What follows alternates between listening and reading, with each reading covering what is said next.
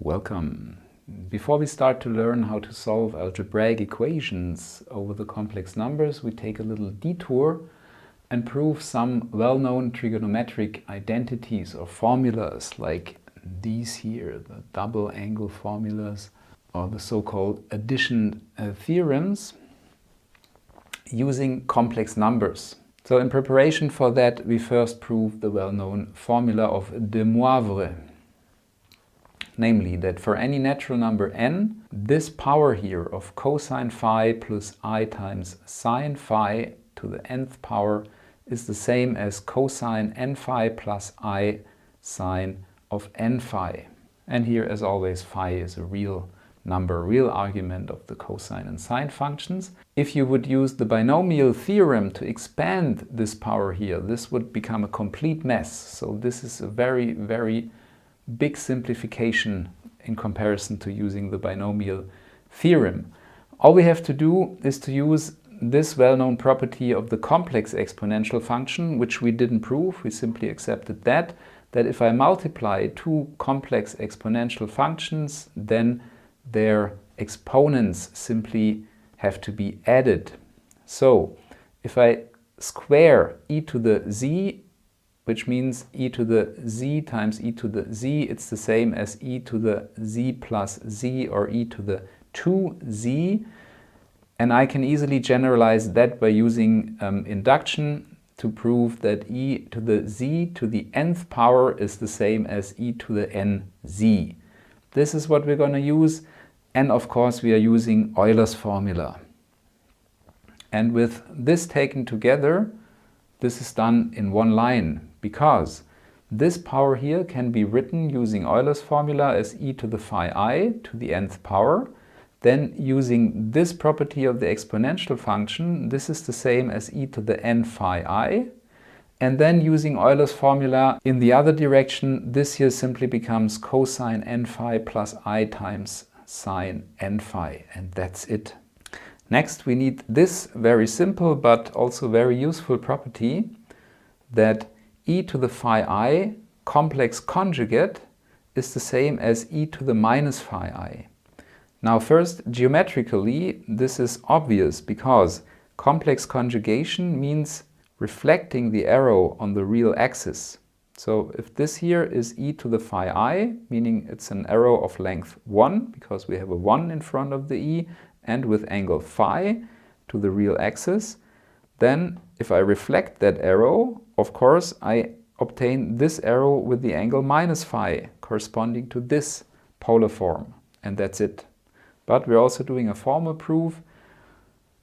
E to the phi I conjugate is, using Euler's formula, the complex conjugate of this number. By definition of complex conjugation, this is cosine phi minus I times sine phi. And now I use the properties of the real cosine and sine functions. Namely, cosine is symmetrical to the y-axis. So cosine phi is the same as cosine of minus phi. And this minus sign I can pull here inside the sine function, because the sine function is point symmetrical to the origin. So minus sine phi is the same as sine minus phi, and then I end up with a plus here. And now using Euler's formula again, this expression is simply e to the minus phi I. And that's the formal proof.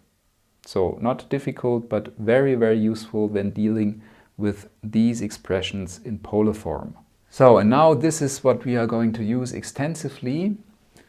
These are the complex representations of the real cosine and sine functions. And again, phi is a real angle. Now you could simply plug in Euler's formula here and do a little calculation, and you would end up with cosine phi, the same here, that's fine. But here's a proof that is a little bit more elegant. Remember, z plus z bar divided by 2 is the same as the real part of any complex number z, and the same holds for the imaginary part. I have to put a minus sign here and divide by 2i. So if I take a look at this expression using a, this here is simply the complex conjugate of e to the phi I. And now exactly by this formula, this here is the real part of this complex number, e to the phi I. And as we very well know from Euler's formula, this is simply cosine phi, right? So in case you're new to all of that and you still haven't memorized Euler's formula, here it is again. E to the phi I is cosine phi plus I sine phi, which we already have used several times over there. So the real part of this guy here is the cosine and the imaginary part is the sine. This we are using here. This expression becomes by part A, this here, and this is simply the imaginary part of this number, which by Euler's formula is the sine of phi. Okay, now to the main topic of this video. For the real sine and cosine functions, there are these very useful double angle formulas. The first one is, if I take the sine of 2 times an angle phi, this is the same as 2 times sine phi times cosine phi. This is also useful in engineering and physics in general, this formula. And the cosine of 2 phi is nothing but the cosine squared of phi minus the sine squared of phi. Now to prove these in the real numbers using triangles and the definition of sine and cosine is pretty tricky. But using our knowledge of complex numbers, these are very easily done.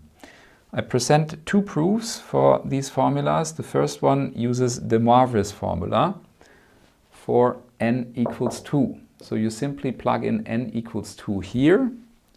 That gives you this equation. Cosine phi plus I sine phi squared is the same as, by de Moivre's formula, cosine 2 phi plus I times sine 2 phi. Now on the left-hand side, I simply use the binomial formula, the first binomial formula, to expand this here like that. And then I use that this here is minus sine squared phi. Pull that here up front. And this here I write as I times 2 sine phi cosine phi. Now these 2 complex numbers are equal if and only if their real parts and their imaginary parts are equal. So by comparing the real parts here in red, I end up with this formula, and by comparing the imaginary parts, I end up with this formula, and we are done. If you're taking notes right now, please write down what you're doing here, comparing the real and imaginary parts.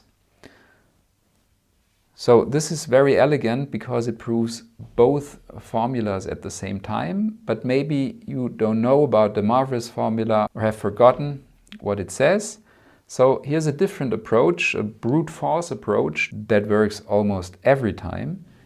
You simply use these complex representations of the cosine and sine functions and plug them in here in the right-hand side. So we're only going to prove this first double angle formula. Here I plug in the sine is this expression here, and here I use for cosine this expression. Now this 2 and this 2 here cancels, and I end up with 1 over 2i. And now here, this is simply the third binomial formula. Here you have a minus b times a plus b, which is a squared minus b squared. That saves quite some time here. And now using this rule here, this here is the same as e to the 2 phi I, and this here is e to the minus 2 phi I. And now take a look at this. This is simply the sine of not phi but 2 phi, because I have 2 phi here. So I end up with sine of 2 phi, and this is what I wanted to prove. Now for the viewers at home, please do this here on your own. Plug in the cosine and the sine in these representations. Do the square by using the binomial, the formula, the first and second binomial formulas. And then if you simplify this, you should end up with cosine 2 phi in this representation. 1 over 2 e to the 2 phi I plus e to the minus 2 phi I, which gives you cosine of 2 phi. So please pause the video and do that on your own. Okay, to conclude, we are proving these addition theorems, at least one of them. which are very, very useful again in engineering, physics, also in math, of course. Especially this here, when you're dealing with two sine curves that you want to add and you haven't learned about complex numbers yet, then you look this formula up and use it for the real sine and cosine functions. Again, to prove this, using triangles or the definition of the real functions is pretty tricky. We will see using this complex representation, this is no problem at all. And you should observe that these here are generalizations of these double angle formulas. Simply plug in phi equals theta and you end up exactly with these expressions here. So we're doing the proof of C together. A and B is left as an exercise for you at home. So we start out with the right-hand side, because if we start with the left-hand side, we have to transform this sum here in a product. This is hard. The other way around is easier, as you are going to see.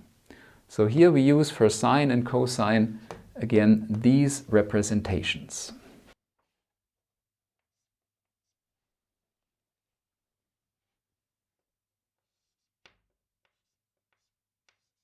Okay, this is simply using these formulas here, and you have to be very, very careful not to mess up a sign.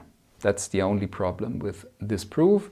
Again, this two and this two cancel, and now we do not have any binomial formula, so we actually have to do the distributive law and end up with 4 terms.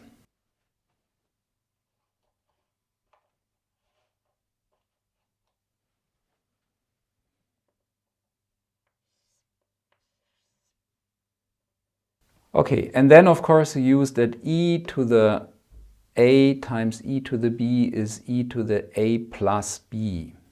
I already used this here all the time, and I hope I didn't mess up anything. And now we take a close look. The I pulled out because here's an I and here's an I.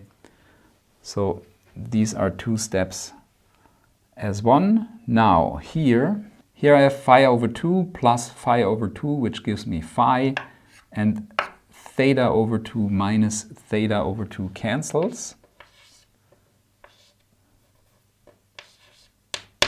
So this whole expression here reduces to e to the phi I.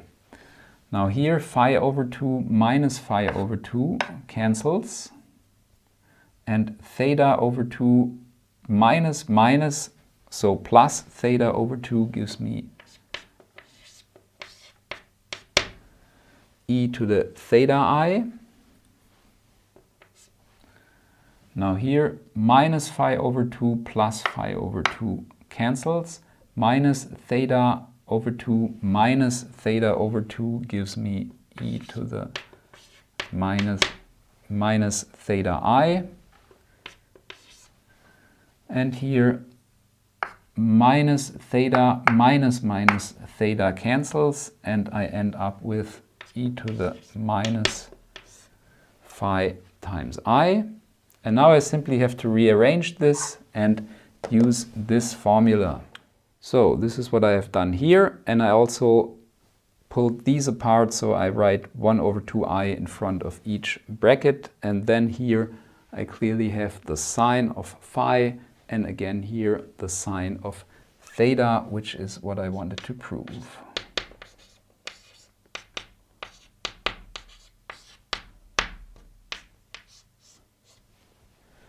And that's it. So because we left out a and b, I use this symbol because it's not a complete proof of everything. So you make this line into our proof box.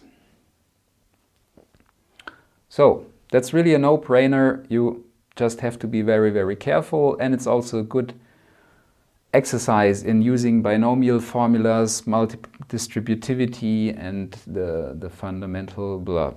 So please do these by your own. It's a very good exercise in not messing up here these expressions and in dealing with complex exponential functions. Thanks for watching. Bye bye.